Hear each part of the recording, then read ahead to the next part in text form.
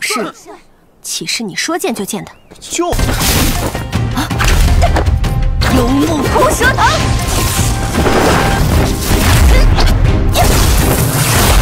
来欢迎一下我们盘门的门主吧。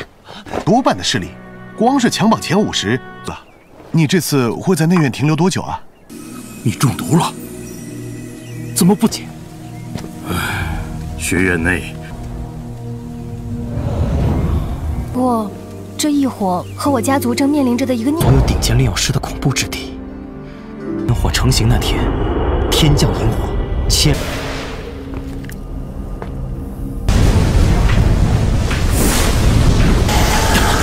Wookie guys, dimanapun Anda berada, selamat datang di channel Mamang Film. Semoga kalian sehat-sehat selalu dan dimudahkan rezekinya. Tanpa basa-basi lagi, let's go kita ke alur ceritanya. Sebelum kita masuk ke ceritanya, alangkah baiknya kita masuk ke intro dulu.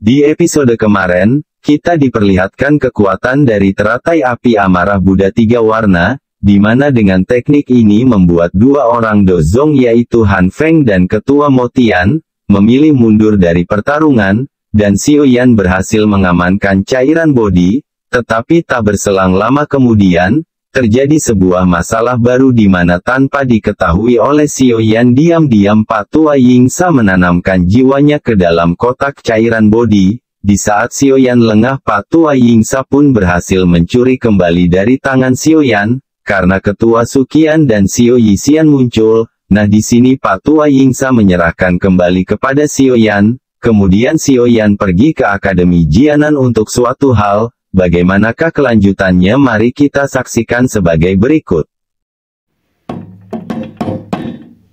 Di awal film terlihat rombongan Xiao Yan sedang berada di kapal menuju ke Akademi Jianan. 我又回来了，前面就到内院了，你快下来。 Nah sesampainya di sana, murid Akademi Jianan langsung memberi hormat kepada Ketua Suqian. Dengan bangga Ketua Suqian memperkenalkan Xiao Yan, mereka kaget melihat Xiao Yan, Zian, dan Xiao Yixian tidak lagi berada di kapal.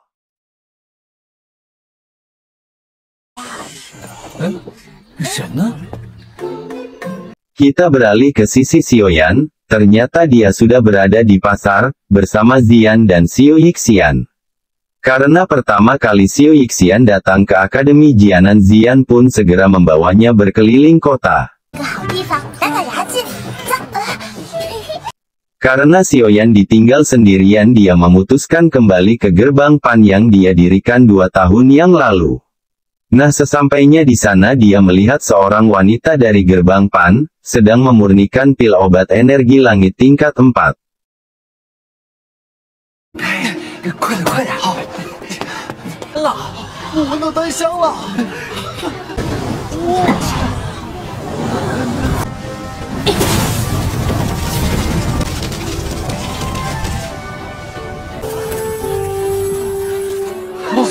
Xiao Yan yang melihat proses pembuatannya pun langsung memberikan komentar, jika apinya lebih tepat, dan waktu membentuk pil lebih lama pasti akan membuat kualitas pilnya akan lebih bagus. 这枚天气丹的品质会更……你谁啊你？不要装的好像很懂的样子。 Namun mereka tidak terima kakak kelasnya dihina. Sepertinya Mimin lihat di sini mereka tidak tahu kalau Xiao Yan lah yang mendirikan gerbang Pan 2 tahun yang lalu. Kemudian wanita berkaca mata datang dan mengingatkan Xiao Yan bahwa dia tidak boleh masuk sembarangan ke gerbang Pan. Wanita berkacamata kemudian bertanya Xiao Yan berasal dari divisi mana, dan jika masuk ke gerbang Pan harus didampingi oleh seorang pemandu. Xiao Yan kemudian menanyakan di mana Hu Jia dan Wu Hao berada. Tiba-tiba saja mereka datang. Dengan nada marah Hu Jia mengatakan kepada Xiao Yan bahwa dia telah melepaskan tanggung jawabnya sebagai ketua Pan selama 2 tahun ini. Murid di sana tidak menyangka bahwa orang di depannya adalah Xiaoyan, ketua faksi mereka sekaligus pahlawan di akademi ini. Kemudian Hu Jia dan Wu Hoa pun mengetes kemampuan Xiaoyan yang sekarang.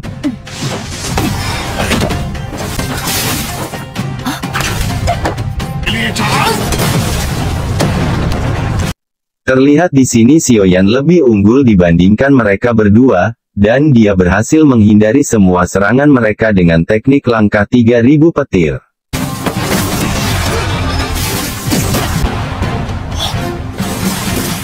Tanpa disadari, Xiaoyan terperangkap oleh rotan Hu Jia, dan dia segera menangkap cambuk lalu melemparkan Hu Jia ke arah Wu Hou, dan segera menangkap mereka agar tidak jatuh.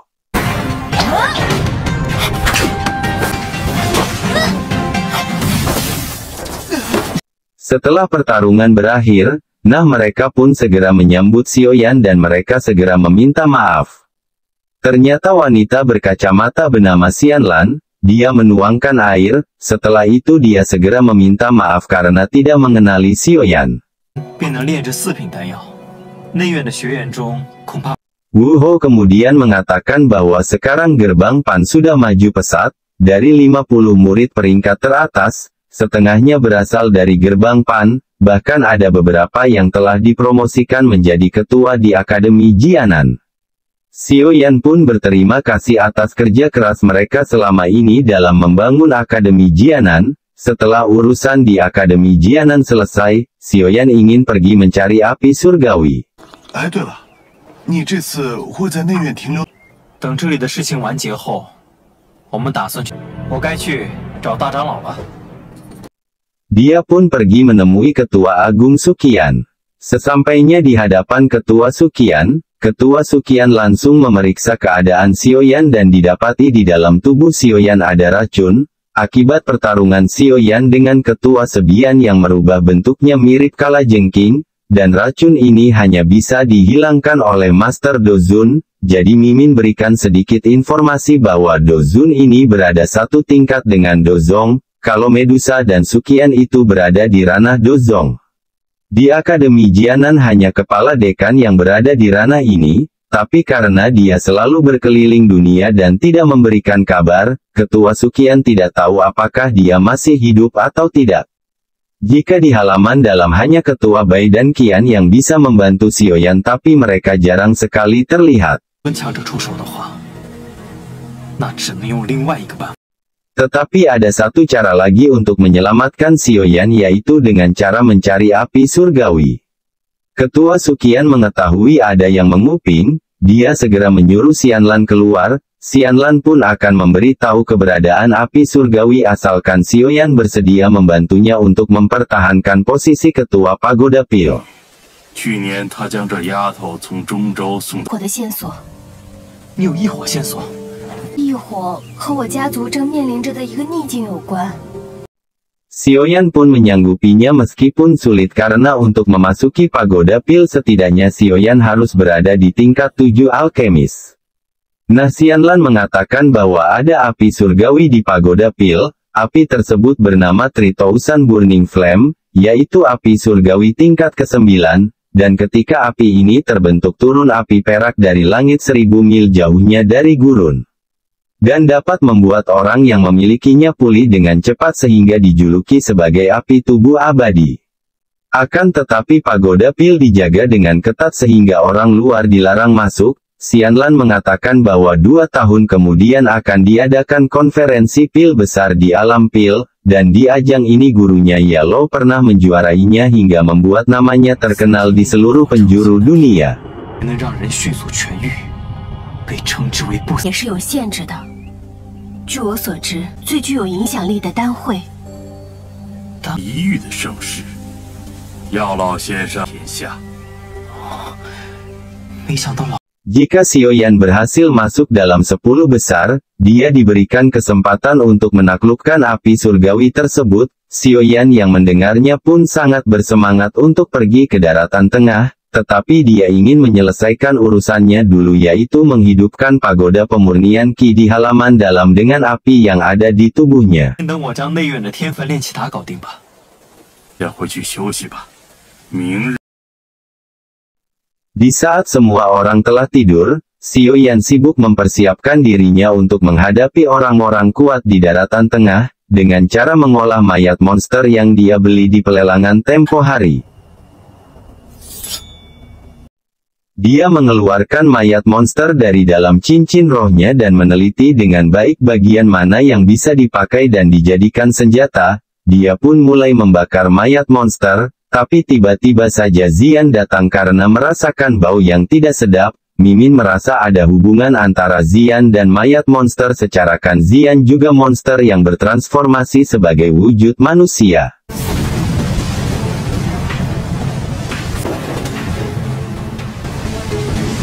Setelah membakarnya dia berhasil mendapatkan ujung tulang yang tajam, kemudian dia gabungkan dengan sarung tangan miliknya.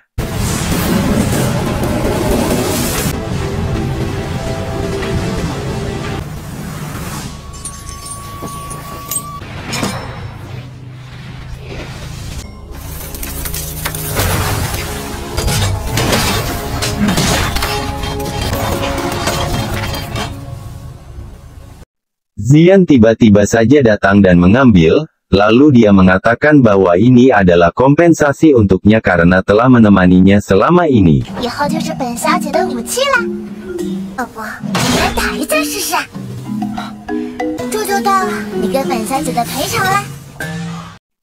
Setelah Xian pergi, Xiaoyan melanjutkan kembali urusannya.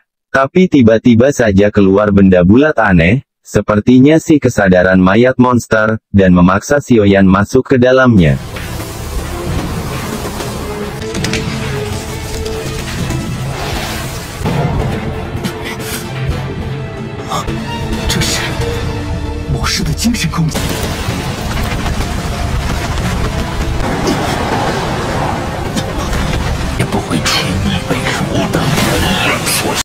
Dan terjadilah pertarungan singkat dengan mayat monster yang hampir menghabiskan kekuatan jiwa Xiaoyan, akan tetapi Xiaoyan berhasil mengalahkannya. Sebelum hancur, monster tersebut mengancam bahwa klan Ponik Iblis Langit tidak akan melepaskan Xiaoyan.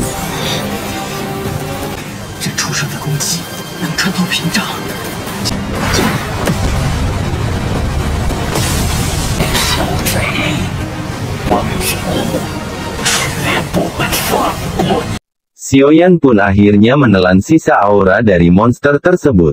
Setelah sekian lama menunggu prosesnya, akhirnya dia berhasil membuat sayap dan segera meneteskan darahnya. Setelah itu dia menyatukan ke dalam tubuhnya, dan sayap baru ini memaksa sayap elang ungu keluar dari tubuhnya.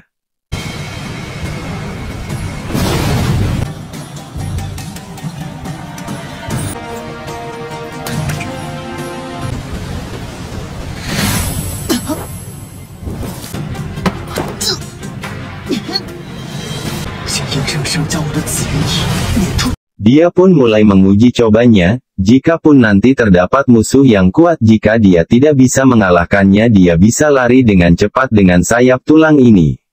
Di lain sisi di sebuah gua, terlihat Han Feng menemui ketua Fan Dimo. Sepertinya Mimin yakin ini dia orang terkuat di lembah api iblis. Dia memberitahukan bahwa Xiaoyan telah membunuh ketua Fang Yan.